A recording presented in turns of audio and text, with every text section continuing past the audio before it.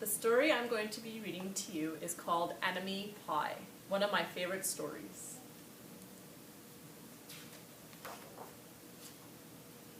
Enemy Pie by Derek Munson. It should have been a perfect summer. My dad helped me build a treehouse in our backyard. My sister was at camp for 3 whole weeks, and I was on the best baseball team in town. It should have been a perfect summer, but it wasn't. It was all good until Jeremy Ross moved into the neighborhood, right next door to my best friend Stanley. I did not like Jeremy Ross. He laughed at me when he struck me out in a baseball game.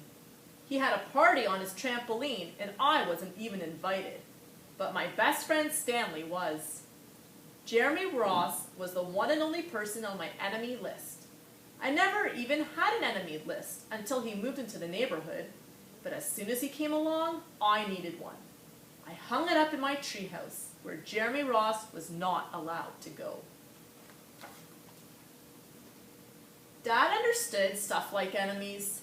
He told me that when he was my age, he had enemies too. But he knew of a way to get rid of them. I asked him to tell me how. Tell you how? I'll show you how, he said. He pulled a really old recipe book off the kitchen shelf. Inside, there was a worn-out scrap of paper with faded writing. Dad held it up and squinted at it. Enemy pie, he said, satisfied. You may be wondering what exactly is an enemy pie. I was wondering too. But Dad said the recipe was so secret, he couldn't even tell me. I decided it must be magic. I begged him to tell me something, anything. I will tell you this, he said.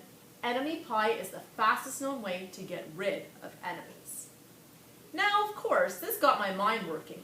What kinds of things, disgusting things, would I put into a pie for an enemy? I brought Dad some weeds from the garden, but he just shook his head. I brought him earthworms and rocks, but he didn't think he needed those. I gave him the gum I've been chewing on all morning. He gave it right back to me. I went up to play alone.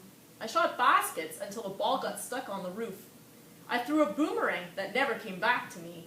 And all the while, I listened to the sounds of my dad chopping and stirring and blending the ingredients of enemy pie. This could be a great summer after all. Enemy pie was going to be awful. I tried to imagine how horrible it must smell, or worse yet, what it would look like.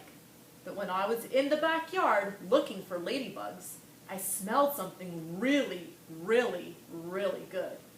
And as far as I could tell, it was coming from our kitchen. I was a bit confused. I went in to ask Dad what was wrong. Enemy pie shouldn't smell this good. But Dad was smart. If enemy pie smelled bad, your enemy would never eat it, he said. I could tell he made enemy pie before. The buzzer rang and Dad put on his oven mitts and pulled the pie out of the oven. It looked plain, like plain old pie. It looked good enough to eat. I was catching on. But still, I wasn't really sure how this enemy pie worked. What exactly did it do to enemies? Maybe it made their hair fall out or their breath stinky. Maybe it made bullies cry. I asked Dad, but he was no help. He wouldn't tell me a thing. But while the pie cooled, he filled me in on my job. He talked quietly. There is one part of enemy pie that I can't do. In order for it to work, you need to spend a day with your enemy. Even worse, you have to be nice to him. It's not easy, but that's the only way that enemy pie can work. Are you sure you want to go through with this? Of course I was. It sounded horrible. It was scary, but it was worth a try. All I had to do was spend one day with Jeremy Ross. Then he'd be out of my hair for the rest of my life. I rode my bike to his house and knocked on the door. When Jeremy opened the door, he seemed surprised. He stood on the other side of the screen door and looked at me, waiting for me to say something. I was nervous. Can you play? I asked. He looked confused. I'll go ask my mom, he said. He came back with his shoes in his hands. His mom walked around the corner to say hello. "You boys stay out of trouble," she said, smiling. We rode bikes for a while and played on the trampoline. Then we made some water balloons and threw them at the neighborhood girls, but we missed. Jeremy's mom made us lunch. After lunch, we went over to my house. It was strange, but I was kind of having fun with my enemy. He almost seemed nice, but of course I couldn't tell Dad that, since he had worked so hard to make this enemy pie. Jeremy Ross liked my basketball hoop. He said he wished he had a basketball hoop, but they didn't have room for one. I let him win a game, just to be nice. Jeremy Ross knew how to throw a boomerang. He threw it and it came right back to him. I threw it and it went over my house and into the backyard. When we climbed over the fence to find it, the first thing Jeremy noticed was my treehouse. My treehouse was my new treehouse. I was the boss of it. If my sister wanted in, I didn't have to let her. If my dad wanted in, I didn't have to let him. And if Jeremy wanted in, "Can we go in?" he asked. I knew he was going to ask me that. But he was the top person, the only person on my enemy list, and enemies aren't allowed in my treehouse. But he did teach me to throw a boomerang, and he did have me over for lunch, and he did let me play on his trampoline. He wasn't being a very good enemy. "Okay," I said, "but hold on." I climbed up ahead of him and tore the enemy list off the wall. I had a checkerboard and some cards in the treehouse, and we played games until my dad called us down for dinner.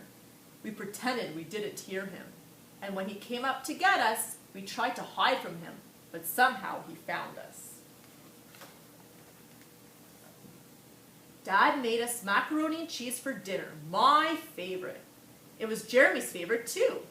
Maybe Jeremy Ross wasn't so bad after all. I was beginning to think that maybe we should just forget about enemy pie. But sure enough, after dinner, Dad brought out the pie. I watched as he cut the pie into 8 thick slices. "Dad," I said, "it sure is nice having a new friend in the neighborhood." I was trying to get his attention and trying to tell him that Jeremy Ross was no longer my enemy. But Dad only smiled and nodded. I think he thought I was just pretending. Dad dished up 3 plates side by side with big pieces of pie and giant scoops of ice cream. He passed one to me and one to Jeremy. "Wow," Jeremy said, looking at the pie. "My dad never makes pie like this." It was at this point that I panicked. I didn't want Jeremy to eat enemy pie. He was my friend. I couldn't let him eat it. "Jeremy, don't eat it. It's bad pie. I think it's poisonous or something." Jeremy's fork stopped before reaching his mouth. He crumpled his eyebrows and looked at me funny. I felt relieved. I had saved his life. I was a hero. "If it's so bad," Jeremy asked, "then why has your dad already eaten half of it?" I turned to look at my dad. Sure enough, he was eating enemy pie. "Good stuff," he mumbled through a mouthful, and that was all he had said. I sat there watching him eat enemy pie for a few seconds. Dad was laughing. Jeremy was happily eating, and neither of them was losing any hair. It seemed safe enough, so I took a tiny taste. Enemy pie was delicious. After dessert, Jeremy rode his bike home, but before inviting me over to play on his trampoline in the morning, he said he'd teach me how to flip. As for enemy pie, I still don't know how to make it. I still wonder if enemies really do hate it, or if their hair falls out, or their breath turns bad. But I don't know if I'll ever get an answer, because I just lost my best enemy.